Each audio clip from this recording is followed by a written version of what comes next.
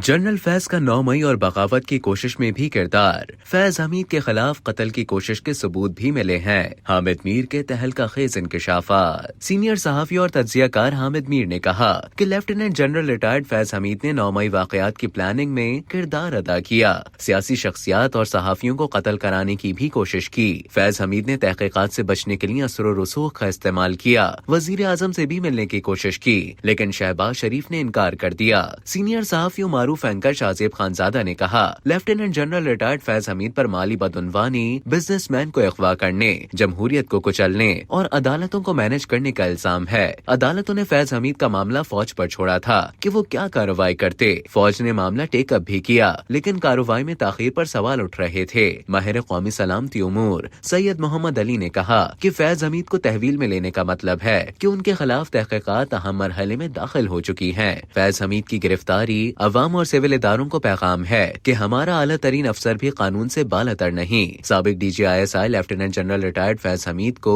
फौजी तहवील में लिए जाने से मुताल्लिक ISPR की जानिब से बयान पर रद्द-ए-अमल देते हुए सीनियर तज्जियाकार हामिद मीर ने कहा कि फैज हमीद ISI के सरबराह रहे हैं। उनके पाकिस्तान की सियासी अशराफिया में काफी ताल्लुकात थे। वो अपने असर और रसूख इस्तेमाल करके तहकीकात से बचने की कोशिश करते रहे। हामिद मीर ने कहा कि इस वक्त जो मौजूदा वजीर आजम है शहबाज शरीफ साहब, इनसे उन्होंने मुलाकात की सरतोड़ कोशिशें की, उनको पैगामात भिजवाए, बल्कि शहबाज शरीफ की काबीना में शामिल कुछ लोगों ने भी सिफारिश की जनरल फैज हमीद की कि शहबाज साहब आप इनसे मुलाकात कर लें, लेकिन शहबाज शरीफ साहब ने जनरल फैज के साथ किसी भी किस्म का राब्ता करने और उनसे मुलाकात करने से इनकार कर दिया। हामिद मीर ने कहा कि इसके बाद हाल ही में कुछ इन्वेस्टिगेशंस हुई। जनरल फैज के बारे में अफवाहें फैलाई जाती थी कि वो बड़ी पाबंदियों का शिकार हैं, वो कस्टडी में है या हाउस अरेस्ट है। ऐसी कोई बात नहीं थी, वो बिल्कुल आजाद थे और उनकी आजादी उनकी मुश्किलात का पेशखीमा साबित हुई, क्योंकि उनके राब्तों को मॉनिटर किया जा रहा था। इस दौरान ये भी पता चला कि जनरल फैज हमीद का 9 मई 2023 के वाकयात की प्लानिंग में किरदार था।